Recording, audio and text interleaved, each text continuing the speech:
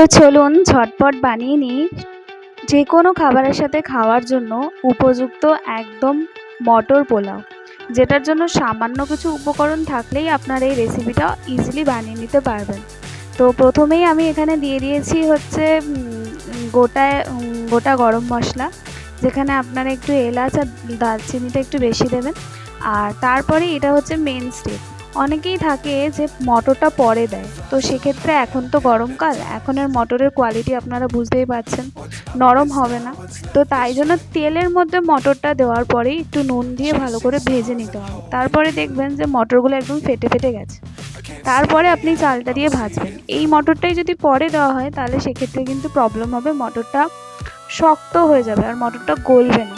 তাই জন্য অবশ্যই এই স্টেপটা ফলো করবেন, দেখবেন শীতের দিন ছাড়াও মটরের পোলাও কিন্তু দুর্দান্ত হবে। আর এগুলো তো সব স্টোর করা মটরশুঁটি, তাই জন্য কিন্তু শীতের মতো টেস্ট আপনারা পাবেন না। কিন্তু তবুও এর মধ্যে যদি আপনারা কিছু একটু কাজু কিশমিশ, একটু গোলাপ জল এগুলো ইউজ করেন, বা মার্কেটে আপনার পোলাও মশলাও পাওয়া যায় সেটা দেন, তাতেও কিন্তু ভালো হয়। আমি এখানে তেমন কিছু ইউজ করছি না। আর এখানে আমি জল দিয়ে দিয়েছি নর্মাল। গরম জল দেয় সবাই অনেকেই রান্নাতে, কিন্তু আমি কিন্তু বেসিক্যালি ঠান্ডা জলেই করি, কারণ আমার মনে হয় যে আবার গরম জল করো, এই করো সে করো, তার থেকে ঠান্ডা জল দিয়ে দিলে সেটা তো একটা সময় গরম হয়েই যাবে। তো মিনিট 15 মতো বসানোর পরেই 12-13 মিনিট বসানোর পরে এটা কিন্তু ফুলে যাবে। আর যতটা চাল থাকবে সেই অনুযায়ী জল দেবেন।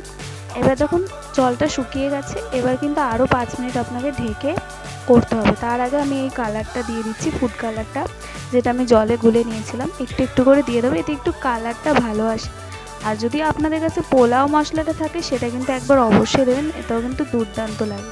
আমার নর্মালি এটা গোবিন্দভোগ চাল দিয়ে করি বলে এটা নর্মালি যে কোনো তরকারির সাথে আমার খুবই খুবই খুবই পছন্দ লাগে। তো 5 মিনিট পরে দেখে নিন একদম রেডি হয়ে গেছে। যেতটুকু যদি কাঁচা থাকে তো সেক্ষেত্রে ওটা ঠিক হয়ে যায়।